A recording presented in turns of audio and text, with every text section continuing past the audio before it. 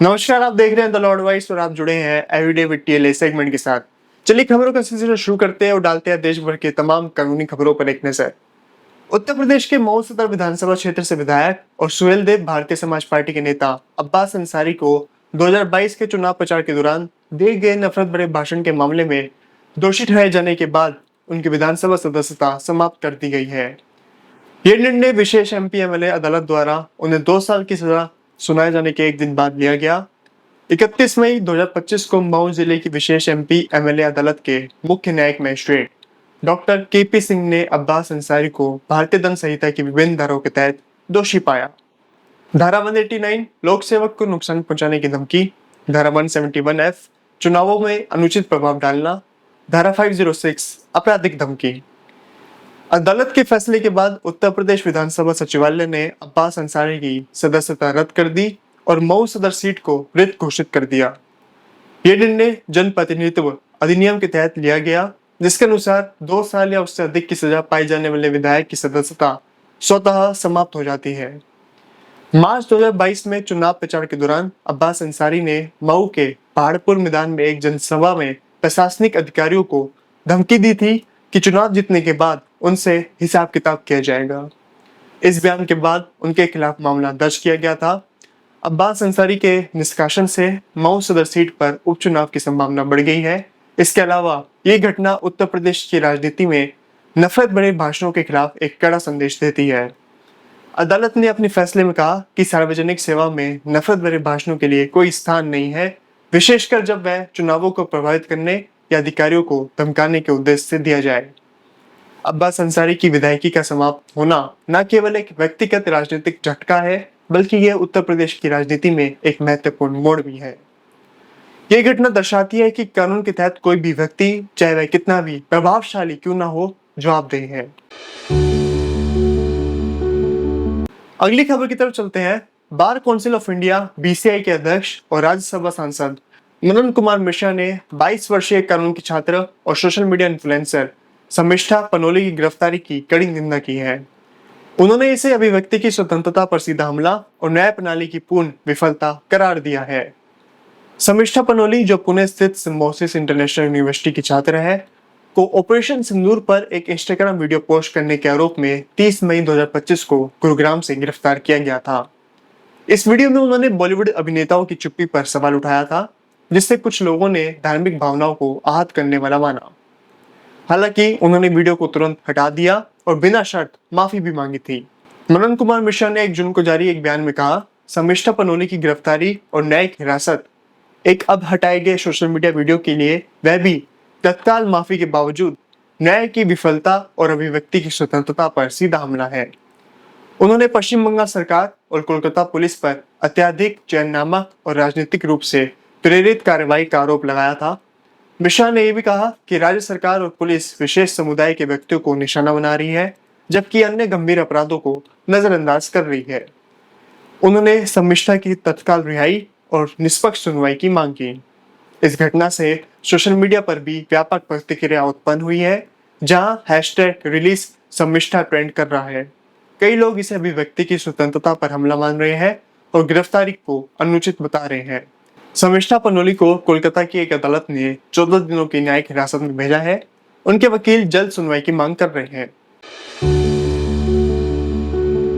Delhi high court ने मजनू का टीला में यमुना के किनारे बसे लगभग 800 पाकिस्तानी हिंदू शरणार्थियों की बेदखली को रोकने की याचिका खारिज कर दी। न्यायमूर्ति धर्मेश शर्मा की एकल पीठ ने कहा कि ये क्षेत्र यमुना बाढ़ क्षेत्र जोन ओ में आता है, जो पर्यावरणीय दृष्टि से संवेदनशील है और यहाँ कोई भी निर्माण या निवास प्रतिबंधित है। याचिकाकर्ता रवि रंजन सिंह ने दलील दी कि जब तक इन शरणार्थियों को वैकल्पिक भूमि आवंटित नहीं की जाती, तब तक उन्हें बेदखल न किया जाए। उन्होंने 2013 के नहर सिंह बनाम भारत संघ मामले का हवाला दिया, जिसमें सरकार ने इसी तरह के शरणार्थियों को समर्थन देने की बात कही थी। हालांकि अदालत ने स्पष्ट किया कि वह देश को कानूनी अधिकार प्रदान नहीं करता। अदालत ने यह भी कहा कि नागरिकता संशोधन अधिनियम 2019 के तहत जब तक इन शरणार्थियों को भारतीय नागरिकता नहीं मिलती, तब तक वह दिल्ली शहरी आश्रय सुधार बोर्ड की पुनर्वास नीति के तहत लाभ के पात्र नहीं है। अदालत ने यह भी नोट किया कि पर्यावरण संरक्षण के लिए यमुना बाढ़ क्षेत्र से अतिक्रमण हटाना आवश्यक है।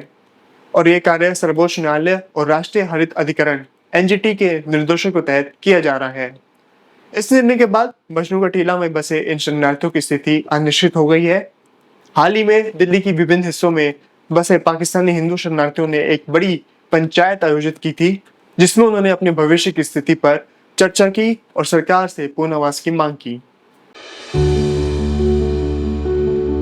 अगली खबर है, सुप्रीम कोर्ट ने हाल ही में एक महत्वपूर्ण निर्णय में एक स्कूल और हॉस्टल प्रभारी को आत्महत्या के लिए उकसाने के आरोप से बरी कर दिया। यह मामला उस घटना से जुड़ा है जिसमें एक छात्र ने डांट फटकार के बाद आत्महत्या कर ली थी। न्यायमूर्ति असाउद्दीन अमानुल्लाह और प्रशांत कुमार मिश्रा की पीठ ने मद्रास हाईकोर्ट के उस आदेश को पलट दिया जिसमें आरोपी को भारतीय दंड संहिता की धारा 306 आत्महत्या के लिए उकसाने के तहत मुकदमे का सामना करने से इनकार किया गया था। सुप्रीम कोर्ट ने कहा कि एक सामान्य व्यक्ति ये नहीं मान सकता कि डांटने से कोई आत्महत्या कर लेगा। अदालत ने यह भी स्पष्ट किया कि आरोपी ने छात्र को अनुशासन बनाए रखने के उद्देश्य से डांटा था, न कि उसे मानसिक रूप से प्रताड़ित करने के लिए। इसलिए आरोपी के खिलाफ आत्महत्या के लिए उकसाने का कोई आपराधिक इरादा नहीं पाया गया। अगली खबर की तरफ चलते हैं। दिल्ली हाई कोर्ट ने आध्यात्मिक गुरु सदगुरु जग्गी वासुदेव के पक्ष में एक महत्वपूर्ण फैसला सुनाया है। अदालत ने उनके व्यक्तिगत अधिकारों की सुरक्षा करते हुए किसी भी व्यक्ति या संस्थान को उनकी आवाज, चेहरा, नाम या पहचान का दुरुपयोग करने से रोका है, विशेष रूप से आर्टिफिशियल इंटेलिजेंस तकनीक के जरिए। सदगुरु की ओर से दायर याचिका में कहा गया था कि कुछ सोशल मीडिया प्लेटफॉर्म्स और वेबसाइट पर उनकी नकली आवाज और वीडियो बनाए जा रहे हैं जो लोगों को गुमराह कर सकते हैं। अदालत ने इसे गंभीर माना और ऐसे किसी भी फर्जी कंटेंट को तुरंत हटाने और आगे से प्रकाशित न करने का आदेश दिया। न्यायमूर्ति सौरभ बनर्जी ने कहा कि डिजिटल युग में किसी की पहचान की नकल करना और उससे फायदा उठाना एक गंभीर उल्लंघन है और इसे रोकना जरूरी है। कोर्ट ने संबंधित सोशल मीडिया कंपनी और इंटरनेट सेवा प्रदान करने वाले लोगों को भी यह निर्देश दिया है कि वह इस तरह की सामग्री पर निगरानी रखें। पुणे की विशेष एमपी एमएलए अदालत ने कांग्रेस नेता राहुल गांधी द्वारा उस याचिका को खारिज कर दिया जिसमें उन्होंने शिकायतकर्ता सत्यकी सावरकर के मातृपक्ष के वंश वृक्ष की जानकारी मांगी थी। गांधी ने दावा किया कि सत्यकी की मां हिमानी सावरकर नाथुराम गोडसे के भाई गोपाल गोडसे की बेटी है और ये संबंध मानहानि मामले में महत्वपूर्ण है। हालांकि न्यायाधीश अनमोल शिंदे ने 28 मई को दिए गए आदेश में कहा कि यह मामला गांधी द्वारा लंदन में दिए गए भाषण से संबंधित है, न कि शिकायतकर्ता के पारिवारिक संबंधों से। अदालत ने स्पष्ट किया कि शिकायतकर्ता सत्यकी सावरकर विनायक दामोदर सावरकर के परिवार से है और इस आधार पर वह इस मामले में पीड़ित पक्ष है। अदालत ने यह भी कहा कि हिमानी सावरकर के वंश वृक्ष की जानकारी इस मामले में आवश्यक नहीं है, इसलिए अदालत ने गांधी की याचिका को खारिज कर दिया। अगली खबर की तरफ चलते हैं। दिल्ली हाईकोर्ट ने टिप्पणी की है कि कोविड-19 महामारी अभी समाप्त नहीं हुई है और इसके मद्देनजर केंद्र सरकार से सैंपल संग्रहण केंद्रों और सैंपल परिवहन नीति पर स्थिति रिपोर्ट मांगी गई है। न्यायमूर्ति अनिश दयाल ने 28 मई को पारित आदेश में कहा कि यह मामला अत्यावश्यक है क्योंकि कोविड-19 के सक्रिय होने की व्यापक रिपोर्ट समुदाय में सामने आ रही है।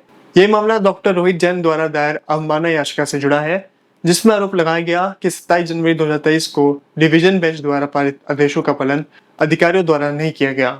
डिवीजन बेंच ने जैन की याचिका को यह निर्देश देते हुए निपटा दिया कि केंद्र सरकार इसे एक प्रतिनिधित्व के रूप में माने और 12 सप्ताह के भीतर एक कारणयुक्त आदेश द्वारा निर्णय ले। कोर्ट ने यह भी दर्ज किया कि बैठक में अन्य निर्णय भी लिए गए, परंतु 30 मई 2023 को हुई बैठक के परिणाम की जानकारी केंद्र सरकार द्वारा अदालत को नहीं दी गई। कोर्ट ने केंद्र सरकार के स्थायी वकील को निर्देश दिया कि वह व्यक्तिगत रूप से सुनिश्चित करे कि सरकार के संबंधित अधिकारी न्यायिक निर्देशों से अवगत हो और 6 सप्ताह के भीतर एक स्टेटस रिपोर्ट पेश करे। तो ये थी आज की कुछ प्रमुख कानूनी खबरें। उम्मीद करते हैं कि आपको ये वीडियो पसंद आई होगी। अगर आपको ये वीडियो पसंद आई है तो चैनल को लाइक करें, शेयर करें और सब्सक्राइब करें।